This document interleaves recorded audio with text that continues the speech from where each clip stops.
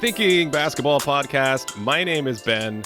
Welcome back to another episode. And today, Cody, we have some business to get to. We've had a lot of people tell us that Nikola Jokic, he's overrated. We talk about him too much. I did this video on his passing, and there's sort of this sense of like he's good, but he shouldn't be talked about so much, and he's not really that good. And other players who are good on offense in the past have been significantly better. And so you get this sort of like reluctant acceptance of him being pretty good, and then quickly we need to move on because he's already been talked about enough because he's won 2 MVPs. On the flip side of the coin, there's a question that we have batted around on this show before that I think has been talked about on many of the other more hardcore podcasts that exist out there in the interwebs. And that is, can you win with his defense? You know, what's going on with Denver's defense? Denver keeps winning games, but their point differential isn't that good. They don't seem to be constructed as a team that can really be, let's say, dominant in the playoffs, right?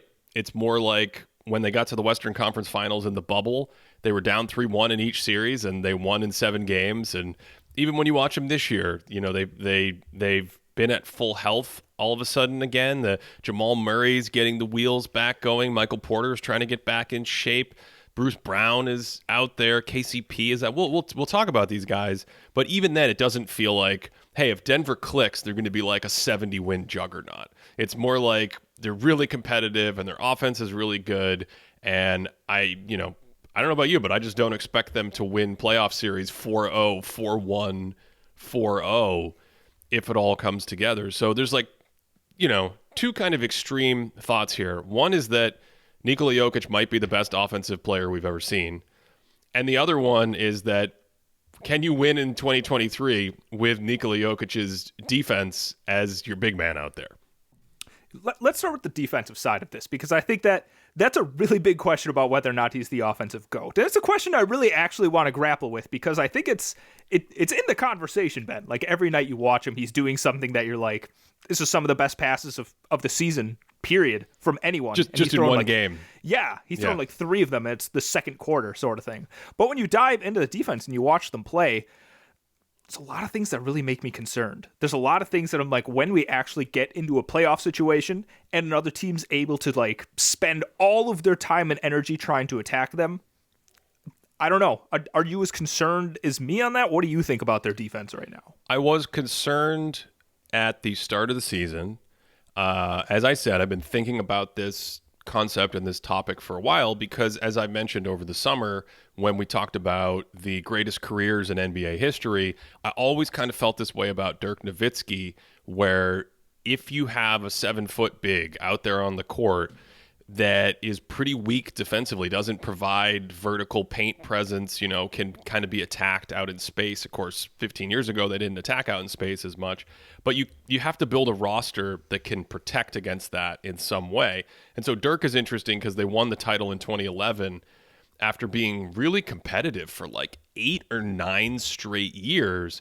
But at no point in those 8 or 9 straight years, including the title team, did they ever have the footprint of like a dominant team. Like even the season they won 67 games, they were the 1 seed and Dirk won MVP. I mean, they got smoked in the first round by the Warriors, who gave them trouble as a matchup in the regular season precisely because they could play this smaller, stretchier, kind of different style. And Dallas defensively wasn't quite as equipped for that. They had defenders around him with Marquise Daniels, with Eric Dampier, and I am forgetting Josh Howard. I'm forgetting one more kind of wingy, kind of lanky defender type player. But in 2011, so much of that roster, let's get Jason Kidd, one of the great, if not the greatest point guard defender in NBA history, and he's big and long and smart and quick at 6'4". Sean Marion, a versatile forward next to him who's 6'7", 6'8", and can play up and switch and be rangy. And then a guy who I think won Defensive Player of the Year the next year or 2 years after that, Tyson Chandler at center, and he was just great. I would have had him on my All-Star team that season. So you have to construct the roster that way. And even when you do that, you're not necessarily getting these dominant teams, which isn't to say it's impossible to build, but it just, the question is like, is that harder? That's been floating around in my head. And Jokic is the same thing, but now he plays in an era where you can't have Tyson Chandler next to him as easily because it's harder to have a second big unless that second big is Draymond Green or Evan Mobley or Jaren Jackson Jr. or someone who can both provide paint protection and guard other big man, but also be rangy and switchy and guard forwards and give you different coverages. Obviously, Denver's closest thing to that is what? Aaron Gordon right now? Yeah? Yeah, I think so. Yeah. So the question for me sits there as an existential question for the Nuggets, but I like what I've seen in the last month or the last 2 weeks, and now they're starting to get healthy, and we can talk about this great game last night against Miami where they showed a bunch of different coverages and things like that. But Nuggets, just before we move off this, the Nuggets in the first month of the season, 116 offensive rating, the league average was 114. So they were +2. They're kind of like in the bottom, whatever that comes out to, like the bottom third. Sorry, it was actually worse than that. I'm looking at the wrong set of stats. Their current defensive rating is 116 compared to 114. But in the last month, Cody, they're only about a point. They're getting much closer to league average, only about a point behind league average. And I think that's right where they need to be. They need to go from a team that was like bottom 5 defense to start the season to a team that's 14th to 18th or something like that. And then, as we'll get into in a second, can those concepts carry over in the postseason when you play the best teams that are going to attack you and pick you apart in a 7-game series? So I'm still thinking about the 2011 Mavericks, right? Because this is an era where Dirk can be slotted down to play the 4. Right, so you can build around him by, like you said, you can't really get like a Tyson Chandler type next to Jokic. But you also, again, like you said, Jason Kidd, Sean Marion, you throw these really strong defenders around him, but I almost think you can't just be like, you need to generally put great defensive players around Jokic. I think there's like a specific kind of defensive player that needs to be put next to Jokic. And like you said, Aaron Gordon, I think he's a great defensive player in terms of switching, right? He can switch all around. He's one of those guys that can, guard 1 through 5. I don't always love the guard 1 through 5 thing, but if there is someone that can do it, he's at least in like the short list of guys that do that well. KCP, a frantic little defender. In his short amount of minutes, Christian Brown just really gets after it. Big, strong dude out there. But are they really providing the actual kind of defense that you need around Jokic? Because the thing that I keep seeing, Jeff Green, another one of them, the thing that I keep seeing is that they don't have these guys that can rotate down and protect the paint at all, right? They have these guys that can switch out on the perimeter, right? They can go pretty well against post-ups. They can switch up, they can switch down, but they can't really slot down and defend the rim. And to me, I think that's the key thing when I keep watching them is when people, if Jokic is playing at the level and a player blows by him and somebody rotates down, whether it be Aaron Gordon or Jeff Green, sure, they can get a block once in a while because they're hyper athletic and long, but they're not like Giannis at the 4. They're not like Jaren Jackson at the 4, like you said. And I think that's really the thing that they're missing. And I don't know if you agree with that, but collectively, I don't love their rim protection abilities. Well, I think they are missing that flat out, which to a degree puts a ceiling on the defense this season, I think. I think regardless of what structure they can come up with, what scheme they can come up with, how well Jokic fits in that scheme, how well the other players around him perform, and we'll talk a little bit more about that. Like KCP, his ability to navigate screens is fantastic. Michael Porter Jr.'s size, I think, helps a little, but none of this, even Aaron Gordon down there, none of this really provides the rim protection or the size, the vertical presence in the paint that you're talking about. So what that means is when you look at the Nuggets statistically, you expect to see soft paint defensive numbers, either higher field goal percentage numbers or more volume in the paint and more free throws and things like that. I don't see any reason to think that will drastically change with the roster that they have, but that ceiling is still not like the 25th best defense in the league. That ceiling is probably more like the 7th or 10th best defense in the league in the regular season. I mean, think about the Bulls last year as a comparison, right? I mean, they have Vucevic in the middle, but when your guard defense is that good with Alex Caruso and Lonzo Ball flying around and hounding people, you can make up for some of what you lose in the paint with both point of attack pressure, so you have fewer breakdowns up at the point of attack on the ball, but also horizontal speed and recovery. And I think one thing that's interesting about the Nuggets as they get to full strength, as they actualize, if you will, with Michael Porter Jr. coming back, with Jamal Murray getting healthy. I mean, this is a really fun game last night with these guys starting to click a little bit, is they're actually kind of big. And you might be saying, like, well, wait a second, that's weird. You just said they don't have a lot of vertical size and rim protection. Well, they don't, because Michael Porter Jr. is like 6'10", and he's not a great shot blocker, but he's long, and his size helps on switches around the basket. So he's rotating, the difference between a 6'4" guy and a 6'10" guy rotating to that big man after Jokic hedges behind the play is a big deal. And he helps with rebounding. And then you go down the roster and you're like, well, wait a second. Jamal Murray himself is like a pretty big 6'3" plus dude at the point guard. The rest of the guys in this rotation all play big. KCP at 6'5", pretty big guard. Bruce Brown plays big at 6'5". I mean, Bruce Brown's a center, right? He's playing 6'4" center. I don't know how many playoff minutes he'll get, because last night it looked like he got moved down the rotation a little bit. But Christian Brown, who we've, I think, talked about before, he's like 6'7", 6'6", 6'7", big. These guys can all switch. They're better at getting around screens. And the reason why he got booted down the rotation last night was Vlatko Konchar. He's 6'8". He's playing more minutes. The guys, you mentioned Jeff Green, 6'8", 6'9", Zeke Naji, 6'8", 6'9". This is what's going to be out there in the playoffs around Jokic to some degree. And so I think the combination of recovery, length, kind of horizontal length, and guys like KCP, especially KCP, and even Murray, Bruce Brown, whatever, getting around screens up at the point of attack, depending on the opponent, to prevent fewer breakdowns at that point in the play, I think can give you a defense that might be capped because you don't have the rim protection that we just talked about, but it's still good enough to win with the offense you get on the other side. So there's a couple of things here, because you bring up the Bulls. First of all, I think that Alex Caruso, and especially Lonzo Ball when he was healthy, really want to see him back. Lonzo Ball is such a good role player. But anyway, Lonzo Ball and Alex Caruso are leagues better than any wing defender on the Nuggets. Like, it's not even close. They're in a different stratosphere, right? And they even, guys like Ayo Dosunmu, I think he's a good defender when he was coming off the bench as well then. And along with those, I don't think they have the other weak defenders that the Nuggets have, right? Like, you talk about Michael Porter Jr. Yeah, he's big. He can slot down. But on the perimeter, I think he's kind of a mess. Like, he's not really good at gathering his lower body. He can't really stay in front of guys. He's not good against smaller, quicker guys. Bones Highland, maybe we'll get into it more, but he's a mess defensively in a lot of different ways. So if you have a lineup with those three guys out there, that's three clear. I'm saying, Highland.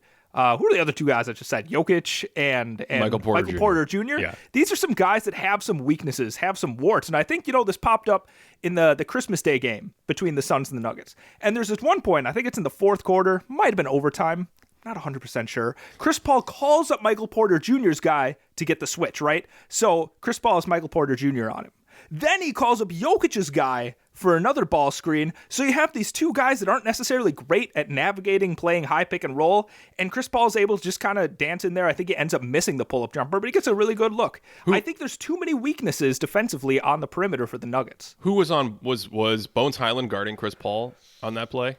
I don't know off the top of my head. The only reason I ask is not about that play. It's just because I actually don't think in the playoffs you're going to get minutes from that combination. It'll just be interesting to see how many minutes Bones gets in the playoffs, period, specifically because of his defense and exactly what we're talking about. Like, they usually hedge with Bones Highland. It's the same coverage they often use on the pick and roll to protect Jokic, where Jokic is guarding the screener and he steps out, momentarily slowing the ball down, shows himself in front of the ball, and then the Nuggets defense recovers. We've talked about this. Minnesota did this with Karl Anthony Towns last year, so we've got multiple videos on the Thinking Basketball YouTube channel where we've discussed this concept. They do this a lot with Jokic, but they also do it with someone like Bones Highland because he's just a mess at the point of attack. Like, he's a little bit better finding out where to rotate to and, he can position himself off ball behind the play, but on ball, he's got massive issues. He doesn't set up well. He doesn't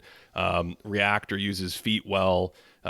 He's very upright at times. He doesn't get around screens well. So I just don't think you'll see that combination with them in the postseason, especially if they're healthy and you got guys like Murray playing big minutes. I wouldn't be surprised to see Porter Jr. I think his length helps, but given his injury history and his sort of specialization as a shooter, depending on the opponent, I could see him closer to like 30 minutes a game in the playoffs. And so you get more combinations where KCP is out there with Bruce Brown. KCP is out there with, I guess if Jeff Green's playing well, as another big body, right? But just some of the other bigger bodies that I just mentioned that are better defenders. And the thing about KCP and Bruce Brown, as I said, especially KCP, last night he was on one defensively. I mean, he can really get around screens. So when you play the hedge coverage, you don't unlock his ability to get around screens as much. When you say, okay, KCP, you just stay in the ball so we don't have to give up anything off the screen, then you can drop Jokic. Then you can play him in slightly different coverages.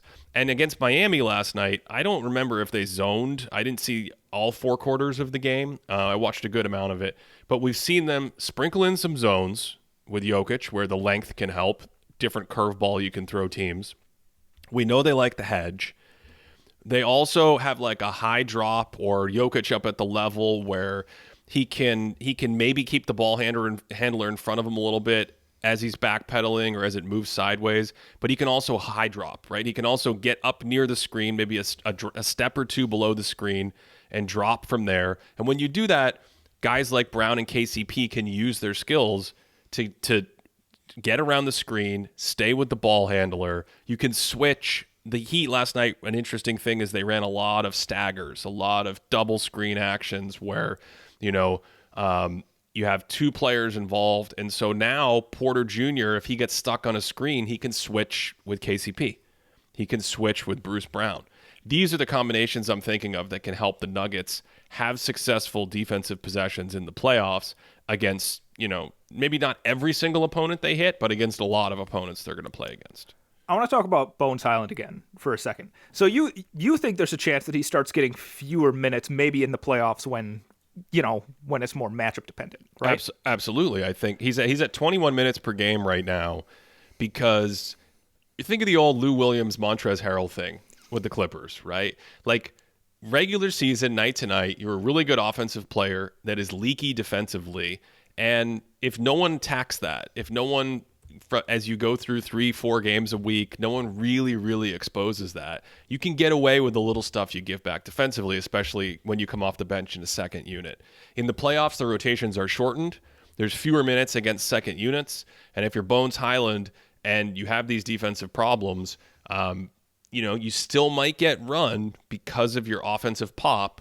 He's a good passer and shooter, and he can, he's got some, as we like to say around here, he's got some offensive juice, and he's really fun to watch. But I can absolutely see him kind of, if the rotation tightens up, being on the edge of the rotation in the playoffs because of the defense. Yeah. Here's my concern with that, though.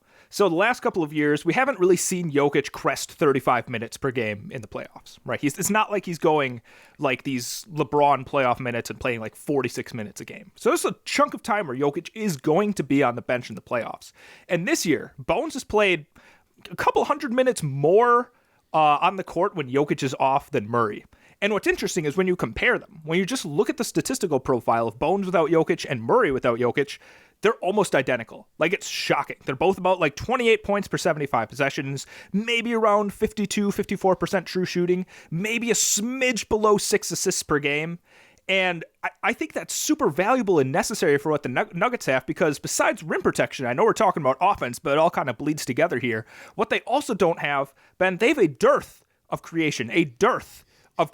Like, they do not have a lot of guys that can set each other up for easy shots, right? And you can see it like when Jokic goes to the bench and say DeAndre Jordan's on the court. There was even a game, I think it was against one of their 15 Kings games in the last week. Like, it was just Ish Smith, DeAndre Jordan pick and roll. Ish Smith, DeAndre Jordan pick and roll. Oh, another action. Ish Smith, DeAndre Jordan pick and roll. Yeah, but you're not going to get these things in the playoffs. DeAndre Jordan and Ish Smith are not going to be in the playoff rotation. What do you do when Jokic is on the bench? Well, I think Jamal Murray needs to be healthy. That's the other part of it. That's the offensive part of it. So if Jamal Murray is healthy and kind of fully operational and you have the quote-unquote actualized concept of the Nuggets out there, then you always have Jokic or Murray out on the court. And I think they had something like that in the bubble a couple years ago. It's interesting you mentioned minutes per game. We'll get to the offensive stuff in a little bit, but I said it coming out of Eurobasket right at the beginning of preseason. I watched 3 minutes of Nikola Jokic, and I started texting you guys. I started texting everyone I know. He is in unbelievable shape. He is moving better than he's ever moved. And as I said, we'll get to that more in a second on the offensive side, but he played, 37 minutes a game in the bubble? I don't see any reason why, when push comes to shove, he can't be in the high 30s. And now you're talking about the other 10, 12 minutes a game tops where he's on the bench. Murray would be out there for those 10 or 12 minutes, and then you're sprinkling in a little Aaron Gordon. What they like to do is if they can find a mismatch with Gordon, he's a pretty good passer out of those situations. So I think that's how you do it, Cody. I think you kind of sustain, because when Jokic is out there, apparently you, me, and 2 Ducks could go play with him, and we'd have a 115 offensive rating. So you're good in those minutes, and then you just need to kind of not be absolutely destroyed when Jokic is off the floor. And I think Murray to me is the only key to that, a healthy Jamal Murray.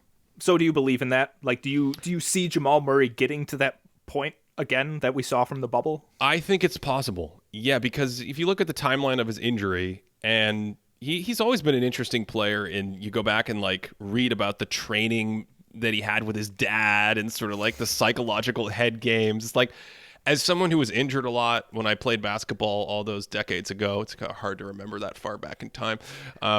It's psychologically challenging sometime to go up and down, up and down, up and down, not have your rhythm. And in his case, you have this really long injury. You're coming back from the injury, and he's just kind of probably has to get to a place where everything clicks again. Clicks with his body, what his body and brain want to do. And you start to have a couple games. Like, he's had a couple good games this week, and he's starting to look better to me in a material way than he did in the preseason. And so what he needs to do is get to like March and just be like, look, I'm Jamal Murray. I'm really good. I can go for 50 in a night if I get going. I'm a 40% 3-point shooter or whatever it is. Like, once he gets to that level, then I think it's there. Do I think it's guaranteed to happen? Of course not. But I think it's in play. It's definitely in play for them. Yeah. You remember that 360 layup? Of course. Yes. Of course. Oh my God. That was just majestic. We could stop the show and do just the rest of the hour on Bubble Jamal Murray, one of my favorite players ever. What about the fadeaway 3 to put the game away against the Clippers? Yeah. Anyway, let's get back on track. Okay, so you also painted this picture. This is what started off when we went on this tangent here, when you kind of compared them to the way that the Bulls play defense, right? I don't know. Look, the way you described their abilities of their perimeter defenders, it makes a lot of sense. But when I see teams like the Suns, for instance, who want to get into that mid-range area, like let's assume that they face off against the healthy Suns, Devin Booker, Chris Paul, 2 guys that want to operate in the short mid-range. Even Mikal Bridges likes to get in there and take that little mid-range jumper.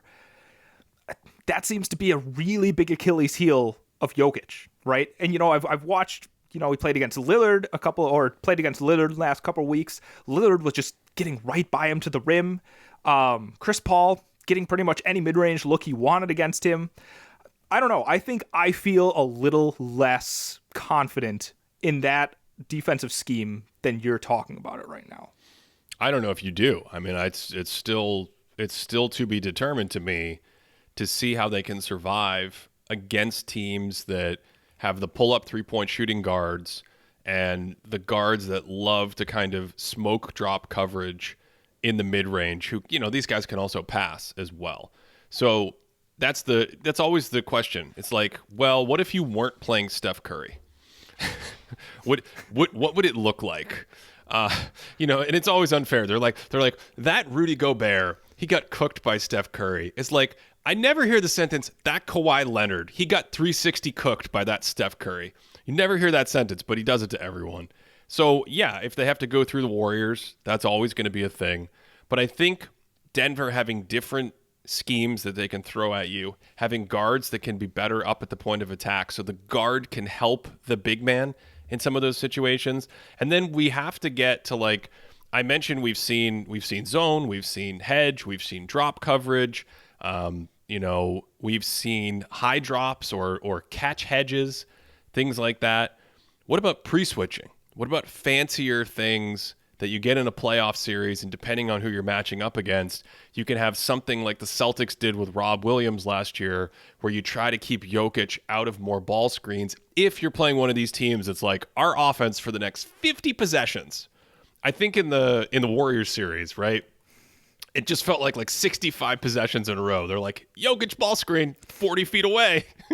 Here it comes. Oh, it's not Steph Curry this time. It's Jordan Poole. He's going to go for 30 as well, or whatever. So I don't know if I might be slightly more confident than you in how they can fare defensively against some teams. And I might be slightly more confident in you in the concept of it actually working. Because remember, it only has to kind of tread water.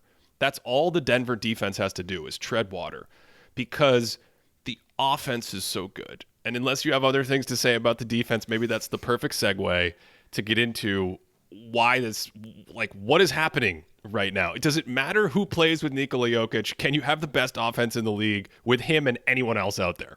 Well, I do want to say defensively, I like the idea of keeping Jokic by the rim, because I think not that he's like a strong rim protector, but I do think he does interesting things near the rim. And I think the best defenses for them is when he drops. And, he has his really good hands. I've seen him disrupt like alley-oops to Vanderbilt.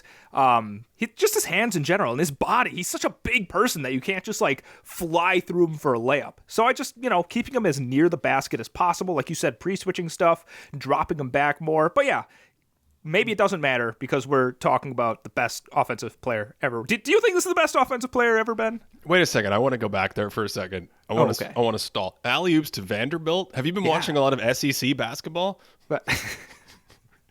Ben, I don't know the last time I had a college basketball game on. So we can assume that we're talking about our Lord and Savior, Jared Vanderbilt. You met Jared Vanderbilt. Okay. The GOAT role player in the NBA. Yes. The modern day Dennis Rodman. Jared. Come on.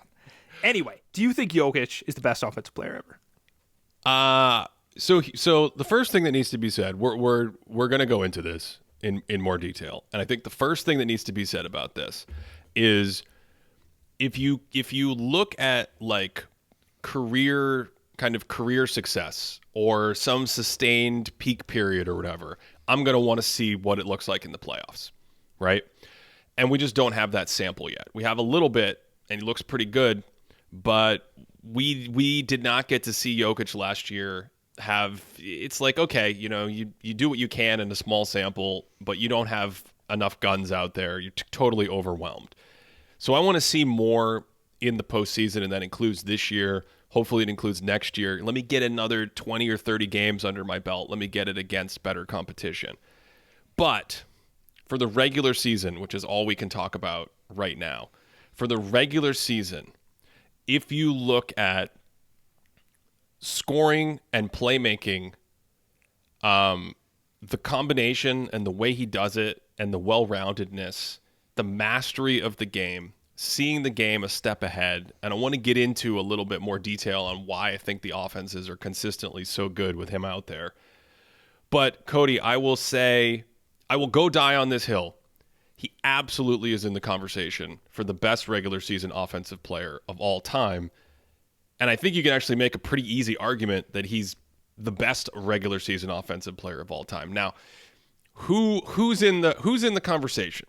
Maybe we should start with that. Who's in the conversation? 2016 Steph Curry might be the best single regular season on offense in NBA history if I had to pick. That season was just like an outlier among outliers. It was nuts. But then you have your normal, you have your 2000 Shaq, he was pretty good at basketball, and pick your Michael Jordan season, and 1987 Magic Johnson, and maybe you want to throw in 1986 Larry Bird, and a Steve Nash year from 2005 to 2007. Who am I forgetting? Am I forgetting it? Like these are the heavy hitters when it comes to crazy good offense. Even in offensive seasons, I think you probably have to include a James Harden. That's pretty close from one of his, 18, 19-ish when he won the MVP in Houston. So there's a handful of guys that come to mind, and the argument we could make for Jokic, which we'll make in a second, I think stands up against just about anyone. I like that differentiation between the regular season and playoffs because we don't quite have the indelible offensive moments from Jokic. Like, I think back to, the conference final series we did and the historical GOAT series we did during the summer. And, I just have thoughts of Michael Jordan just like ignoring the Suns defense, just time and time again, just ignoring them and getting to the basket and setting people up. I think about, I think it was 2018, LeBron just like acting like the Celtics aren't out there. Right? Just like, oh, you're going to do this, I'll just beat you with this. Oh, you're going to do this, I'm just going to beat you with that. Just that complete mastery where you're like, I don't think you can do anything about this. Like, there's literally not a defense you can throw. We're seeing that in the regular season, like you said. But, the playoffs are a different story.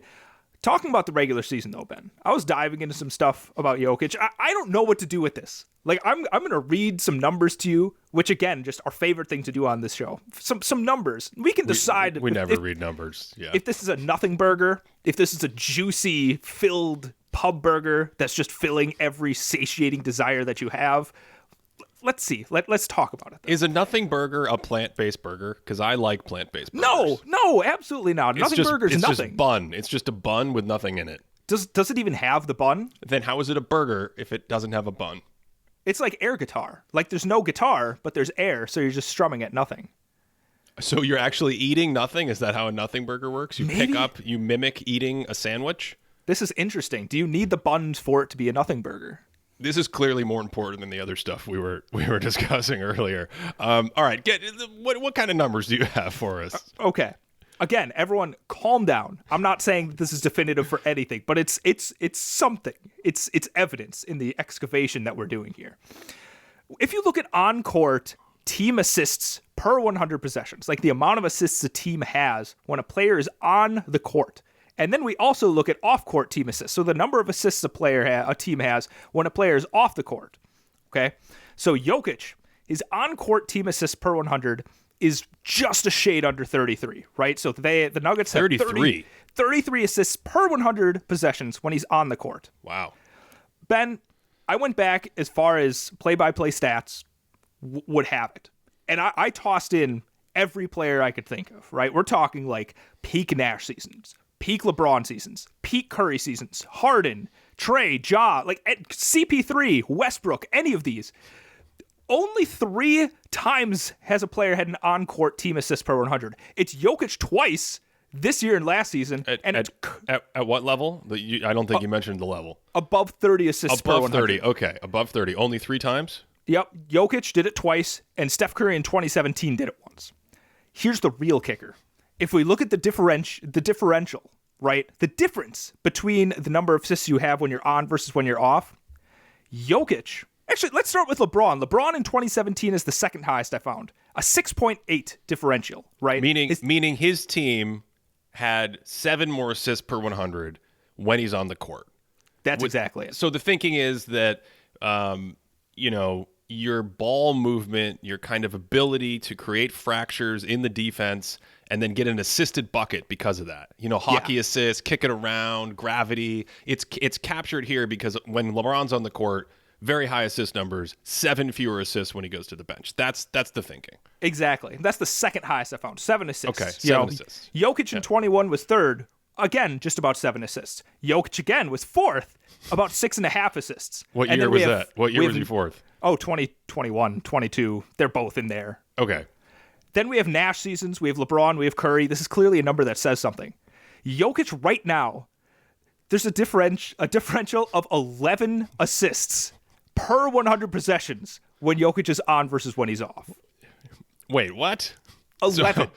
So they're at 30. They're at like 33 assists per 100 as a team when he's on, and Yep. 22 when he's off. Yeah, that's exactly it. Yeah. So I mean, this gets back to the quintessential Jokic thing, which is especially without a healthy Jamal Murray, they just have no one offensively to be able to really muster up anything.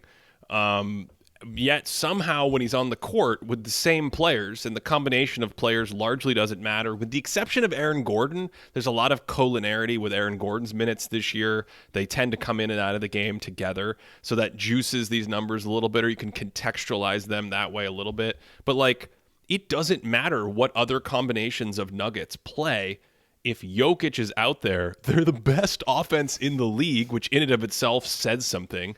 And then without him, they're the worst offense in the league, or roughly the worst offense in the league. And that differential to me alone is kind of stunning. And it's cool that you found that stat about passing, because I think in many ways Jokic is the true model of heliocentrism, like the physical embodiment of it. He doesn't have the ball that much. He doesn't feel like the person who's like, everyone stand around me, and then I'll figure out whether I want to shoot or pass based on the defense. Instead, Jokic literally operates in the middle of the floor, often around the foul line area. And he'll pass the ball out to someone and then come back and set a screen, come back and get it. He'll run two-man handoff action with him, turn and pop, or short roll, or post, or go back and reset and start over and run more handoff with someone else. And it's constantly happening in and around the middle of the floor. Cutters swirl around him, and the entire Denver offense operates around him. When he goes out, Cody, they're that, if you got Domantas Sabonis or somebody, like you could run the same offense. But for the most part, it's like the old thing with Curry or even Nash. There's just no one to replace it. There's just no one who can simulate that style. So now you take the same players who are cutting around, trying to shoot, cut back door, play handoff game in the middle of the court, hit Jokic in the post, whatever. And it's like, okay, Aaron Gordon, Bruce Brown, KCP, Jeff Green, yeah, go make good NBA offense. And it's like, there is no combination or ingredients for those players to make. They don't, just so people are clear, they don't try to play the same offense. You can't. They go do more stuff that you would see other typical. They're like, okay, we're going to run some spread pick and roll. We're going to get into some pistol. We're going to do. Doesn't matter. They just don't have the offensive firepower. And yet with him, they're literally the best offense in the NBA. Jokic is on off right now. I believe would still set the record. It's plus 28 per 100. So they're 28 points per 100 better with him on the court than off the court. Most of that is from offense. In the video, as of the video we made recently, it was like plus 21 or 22 or something like that on offense. Before we get to some more of the staggering numbers, I think we should stick conceptually, because people have a hard time sort of accepting this. And here's the easiest way I can red pill you on this topic, potentially. Jokic has an argument to be the best playmaker and best scorer in the league right now. That may shock people, but this is a guy who is an elite mid-range scorer, an elite post scorer, an elite putback offensive rebound scorer, and he's still, mid-high 30s when he's open from downtown or something like that. Hit a big clutch three in the game on pick and pop. And so okay, that sounds pretty good. Leads the league in shooting from the mid-range at 60%. 60%, Cody, from the mid-range on 7 mid-range shots every 75 possessions. On drives, near the top of the league on drives, 74% true shooting on drives, because, he just knows when to drive. He knows when to attack with the mismatch, fake handoff, spin, whatever. And so the totality is, this is a dude averaging 27 points per 75 on true shooting percentage, 11% ahead of the league. That is historically great. And my question to you is, how many other players in league history have an argument for being the best playmaker and scorer in the league at the same time? I think people might challenge the scoring thing. I'm going to sidestep your question while I think about it for a second here. But, people, if you're looking at your database here, Embiid is basically 36 plus 6. 36 points per 75 on plus 6% shooting. Kevin Durant crossed the 30 plus 10 threshold. Steph Curry is flirting when he was playing, flirting with the 30 plus 10 threshold. Like, I think the passing thing, I hope people are on board with that. I hope people aren't like, yeah, but have you seen Halliburton throw a skip pass? It's like, great, Halliburton's a good passer, but Jokic is on another level. I'm not sure if people would be completely on board with saying that Jokic is the best scorer in the league right now.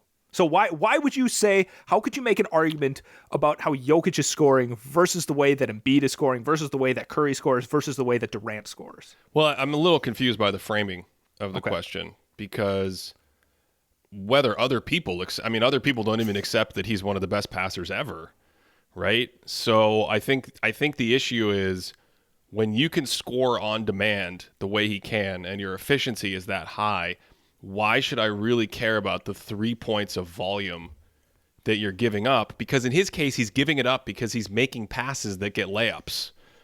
And I don't, maybe we should segue back into the totality thing now, but the totality of why Jokic is so good on offense, seemingly regardless of who you put out there with him, as long as they're mobile bodies that are willing to cut, and as long as there's some modicum of shooting, that's basically all that's happening. That's why 3-and-D guys seem to fit so well with him, which is really interesting. They have the 3 part, so they can hit open threes to stay on the court, and they're athletic enough to cut and move around. And so it's like he doesn't have the scoring volume because he's passing and making better decisions. This came up earlier in the year when there was some criticism about him being passive offensively. It's like last night's game, he had 19 points. He took 15 shots. That's because in games where he has 12 or 13 assists and creates 20 opportunities for layups or threes for his teammates, or he has the ball in early offense and he's hitting it ahead in transition to try to find a layup. I don't even know if you get an assist sometimes. He had one pass last night where it was like a soccer play. He like looped it up in the air across court in the backcourt to KCP, who was streaking down the sideline like Kylian Mbappe, just on a fly route, right? And then someone for the Nuggets, for the Heat, it might have been Jimmy Butler, saw this high looping pass and was like, should I go try to steal that or defend this? And he takes a couple steps up, and KCP slashes right through the middle. This is all happening at midcourt. Like, slashes right through the middle of the defense, comes down, gets another screen, and gets in for a layup. That's all he's trying to do on every possession. There's no need to try to score. But in the games where he goes to try to score, what do those games look like? Statistically, what do they look like? I'm just curious. What did he have the other night, Ben? What did he have? Did he have 40-something, 20 points? I don't know which one you're talking about. You're talking about the 40-point game against Sacramento where he was 15 of 24 from the floor, the 41-point game against Phoenix where he was 16 of 25 from the floor, the 40-point game against Charlotte where he was 13 of 26 from the floor, the 43-point game against Washington where he was 17 of 20 from the floor. That's the thing. It's like when you actually watch it, he has a game against Oklahoma City earlier in the year around Thanksgiving, 39 points, 11 of 15 from the floor. When he goes into these modes where he says, well, I'm just going to score more, I just don't understand how you can't see him as one of the best scorers in the league, and the separation statistically that you would try to create. What was Embiid at statistically? Just his raw points and efficiency stats that you mentioned earlier. 35.5 points per 75 on +6 efficiency. Well, that's a lot of volume. The 35.5. It's a lot. That's an obscene amount of volume. But like normally, we're talking about the difference between 27 or 28 points and 32 or 33 points. And when you look at statistical models, the ones we have up for subscribers, patreon.com/thinkingbasketball, Jokic is second in the league in his scoring value. Because when you're +12 efficiency, that usually correlates to insane value because your shot selection's good, because the reason why you're not trying to score more, in his case, is that you're playmaking. And it's hard. We know it's hard to separate playmaking and scoring. We know that's a thing that, you can't truly separate. So when we try to have these conversations, they're a little gimmicky, like who's the best scorer, who's the best playmaker. They bleed together a little bit. But I would just say if you're watching him play and you're watching the other guys and you don't think Jokic is in the conversation for best scorer in the league, then I would actually try to make the argument. maybe play devil's advocate. How would you make the argument that he's not in the conversation for best scorer in the league? This is a nice dramatic pause, Cody. I think you could say here. Okay, let me try and make an argument for one other person. I think someone could try and say that Steph Curry can bust defenses more because he warps the court so effectively with his off-ball gravity that he's coming off a double stagger and then everyone is just going chaotic. There's a I can't think of action names right now, but everyone's just running different direction and they send 3 defenders to Curry. They get curried. They get an open layup. He pulls up from 36 feet just for funsies and makes it. And that's a 6th straight 3 of that quarter. So I think like someone could say, yeah, but Jokic doesn't get on fire like Curry does. Yeah, he doesn't scare a defense or bend a defense quite like Curry does. I think that might be an argument someone might like make. Right, but again, I'm asking. We've gotten totally stuck and lost on this point because the issue is that you don't want to say that he's not in the conversation. As long as you acknowledge that he's a strong candidate to be the best scorer in the league. The point I'm making is how many other players have that claim in league history? How many other offensive players could say that? Let's think about that. Off the top of my head, you're thinking like... Is this all a stall? Was this all a stall? Yeah, I got 2 names. I finally got 2 names. I think maybe like 2013 LeBron. LeBron could be one. Yeah. I think like Oscar Robertson. Robertson was one for me as well. Yeah. Is that it? Well, then you have to start, bending things a lot more or taking different perspectives than what we just talked about with Jokic versus Durant, Embiid, and Steph Curry. Because, can you make the argument that Steve Nash is the best scorer in the league? It feels tough. Mm-hmm. As good as he was as a scorer. Yeah. Okay. Magic is the same thing. Magic was a great scorer. Magic could tune up his scoring just like what we talked about with Jokic. Magic was crazy efficient because he was either going to get a really great shot himself or get a better shot for his teammates. But man, Magic played with Michael Jordan. Magic played with peak Michael Jordan. So it's hard to make that argument. Could you say late 90s Jordan? I don't think the playmaking, or even like 92-ish Jordan, like after Magic's out of the league. Gone. Magic's gone. Yeah, that's an interesting thought. Clearly wouldn't be the best passer in the league, but was there a more prolific playmaker at that point in time? I don't know. The point here is not to get stuck on this. Yeah. The point here is to say, we are talking about a guy that is the best of the best, just world class in both categories. And these work together, and his decision-making is so unbelievable that he's going to get a good shot for himself or his teammates so often. He's going to find the mismatch. He's going to say, you switched onto me, I'm backing you into the post. If you double team me, I'm making the perfect pass. If you give up, if you fall asleep for just a half second, I'm going to get a layup for one of my teammates over and over and over again. And again, whether you rank him second, 4th, 1st, 6th, it doesn't matter. The point is, I think he's very, very underrated in that area. And when you're that good as a playmaker and that prolific as a passer, it often understates your scoring, just like with Nash and Magic Johnson. And when you watch Jokic, you see these moments where you're just like, oh, now he's going to score. And then what happens is he scores a lot of points really effectively. And I think Zach Lowe, on one of his recent pods, was talking about this. It's really hard to find bad Jokic statistical games because of this. I'm looking at his games for the entire season. Cody, guess how many games Jokic has under league average true shooting percentage? How many games this year has Jokic shot under league average true shooting percentage? Okay. What is league average for shooting percentage right now? Let's say off the top of my head, 56%. It might be a touch higher, but we'll just use 56% for this cutoff. All right. So he's played, I think, 32-ish, 33 games. Let's say he's been under league average 7 times. Yeah. So he's played 32 games. He's been under league average twice. He had a game in December against Memphis recently where he was 52%, and he had a game against the Jazz where he was 44%.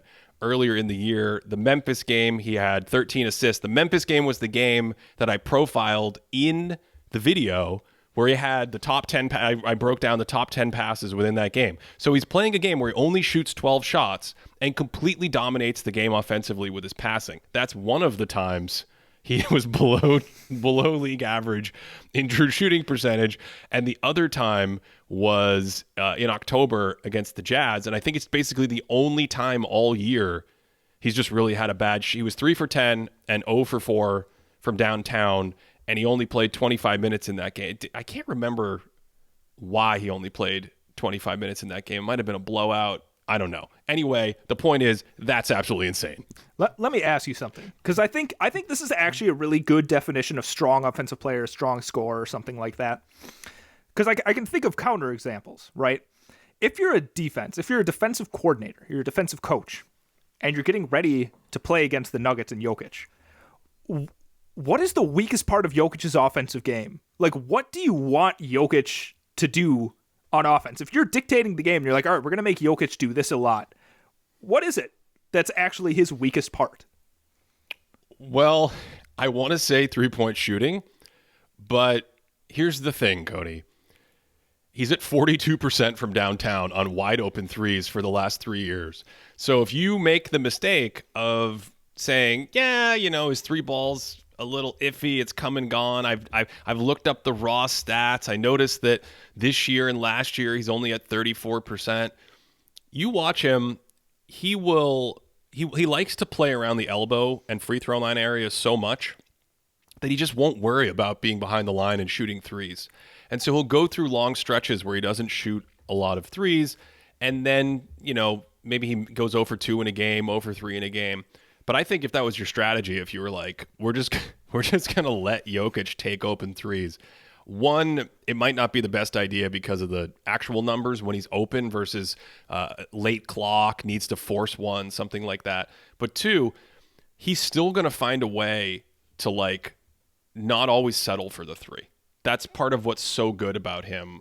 He's basically had this thing dialed up to max for a couple of years now, where it's like every possession, he just like, oh, okay, I know how to get us a good shot. Just give me the ball. I know how to get us a good shot. So I genuinely don't know. That's part of what makes it so incredible. I think the easiest hack is to have Draymond Green or Jaren Jackson or Evan Mobley or Giannis or whatever kind of crazy defensive player of the year level defender you could get who's versatile enough to not be overwhelmed by him in the post, but also not get blown by him on the perimeter, because he's in such great shape this year. He does use his speed against slower defenders and against defensive coverages where he can. It's so funny. He's looks like he's moving in slow motion, and then it's like, wait, he beat everyone down the court. No one ever picked up the ball. And if you're not strong enough and you're too small, whoop, right to post up jail for you. And it's going to be a swish. It's going to be a swish. I want to get this on record, Ben. Your response to the spots you want Jokic to get to is to be defended by a defensive player of the year, unicorn defender caliber player. That's your response to that question. That is, but similarly, if we had done this exercise in 1987 and you said, how do you stop Magic Johnson? I would be like, let me get a time machine and go get Scottie Pippen and then bring him back in time and then put him on an elite defense, and maybe you could slow Magic down. How do you stop Michael Jordan? Well, do you get Dan Marley or you get some Jordan stuff? No, you don't get any of those guys. It just doesn't happen. How do you stop Shaq? Maybe you get Priest Lauderdale. Maybe you get a really big center and put him. No, you can't. Once you reach this level, and the thing that's so interesting about Jokic to me, and the reason I feel compelled to bring this up, where other people seem to want to, sort of be like, oh, he's already won 2 MVP. No, he's better this year than he's ever been. Part of that is his conditioning, I think. Part of that is the comfort and decision-making and all the reps he's gotten. His passing may actually be better this year than it's ever been in his career, and he was already one of the greatest passers ever. But he's toying with NBA players. That's the level we're at. He's toying with NBA players. And so when you think about how do you stop this, I say you can't really, precisely because we're talking about mastery. We're talking about true mastery of the sport. Just like you said, turn on any Nuggets game and you'll see these passes and you'll see these plays and you start to get numb to it. And if you just pretended it was any other player, you would eject yourself out of the chair and go, did you see the pass this player made? How did he do that? Yeah, I think that when I watch other centers running like a DHO hub type of thing, and there's like a small window that if I slow down the game and I rewatch it 15 times, I'm like, well, why didn't they just throw a no look down why there? didn't they? Their teammate would have had a layup, and I'm like, oh, I got Jokic brain right now. Yeah, I got Jokic brain. Jokic brain is when you're watching like another center at the elbow, and you literally go, all he had to do was head fake into the corner and then throw a no look out of his ear to the cutter coming baseline in the 1 foot window behind the man who's sitting on the low block. It would have been an easy layup. Why didn't he do that? I got a sort of a hypothetical question I'm going to hit you with here. So you're building a team, right? You can't pick somebody that's like an first team all NBA MVP caliber type of player. What's the sort of second, like the Scottie Pippen type, right? Like you have Scottie Pippen next to Michael Jordan. What's the ideal kind of teammate that you would want to have next to Jokic? Do you want to, because I think the heart of this though is, do you want somebody that's going to try and cover his weaknesses and try and be like a big that can rotate down, or do you want an offensive player that can like synchronize with his offense and build something even better? You mean, do you want like Steph Curry to go crazy on the offensive side? Or I think, did we talk about this like a month or two ago? The Evan Mobley archetype, all the guys we talked about, Mobley, Jaren, whatever, Giannis even, although the offensive skill sets may not match, but just like someone who can cover up his defense and play. I think I would take the defense first. Okay. I think I would take the defense first because at this point, I'm becoming more and more convinced that it doesn't matter who he plays with offensive. I want the Nuggets, as much as I like seeing Michael Porter Jr. and Jamal Murray out there, I would love to see the Nuggets with like just 4 ridiculously good defensive players on the court where at least 2 of them can shoot. You know, you still have to have that 3-and-D balance. Maybe you need 3 of them that can shoot, and then just be like, okay, cut and shoot. That's the offense. All the DHO, everything, just that's it. That's the offense. We don't even play as much 2-man game. We don't even need the Jamal Murray or Bones Highland to be kind of taking on some of that on-ball playmaking load anymore. Just try. I just want to see it at this point. Let's just put him on the Bucks. Sure, this sounds like a bit, Ben, but if we had him there instead of Lopez, you surround him with Giannis, you have Drew Holiday, Javon Carter, let's say Pat Connaughton for the third guy. I like that. I think this is what could happen. What happened to Jimmy Chris? Is he in the trade? Did we lose Chris Middleton? He hasn't played enough, and I was trying to go for somebody that's just like an all-out hustler type on defense. I mean, that's how do we make that happen? We can manifest it right now. We can just philosophize about it. We can go fire up the old 2K machine. Maybe if we like streamed it on Twitch right now and showed the world what they're missing, maybe that's the best way we can do it. Do it in the Matrix. Do you have anything else to say on this topic? Like on one hand, maybe the Nuggets could never win because of Jokic's defense. On the other hand, he may be the best offensive player we've seen. I don't like the whole they cannot win, because that's only true until it's not true, right? Like as soon as the Nuggets win, like that's no longer true. So I think it's circular and kind of silly to be like the Nuggets cannot win a championship with a Jokic level defender. Well, I mean, I think it's. Do you think they can win a championship with you and me as their best player? Well, I mean, probably not. Okay, so wait, not probably not. Come on, not probably not. No, they can't. Okay, so I think that's what people are saying. I think people are saying there's a hard ceiling. Ben, but what? No one is imagining this where you and I are Jokic's teammates. No. I'm saying the idea that they can't win until they do. That, I mean, I think it's undermining the proposal. It's undermining what people are actually saying. What people are actually saying is he creates a hard ceiling that is impenetrable. So that doesn't prove them right. The fact that he hasn't won. You see what I'm saying? But I mean, it's the same argument that was used for Dirk. Like, you can't build a championship level defense around Dirk until you could.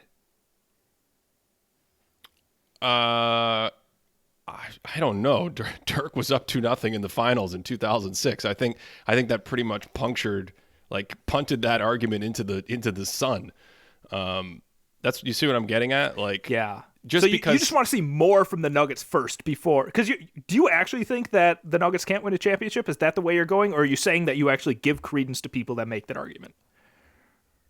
No, I think the Nuggets can win a championship, but I think it's a very real challenge to build a defense that's good enough to offset the offense. And therefore, just like Dirk, you run into this problem of your championship team will likely look just good enough versus a dominant championship team, right?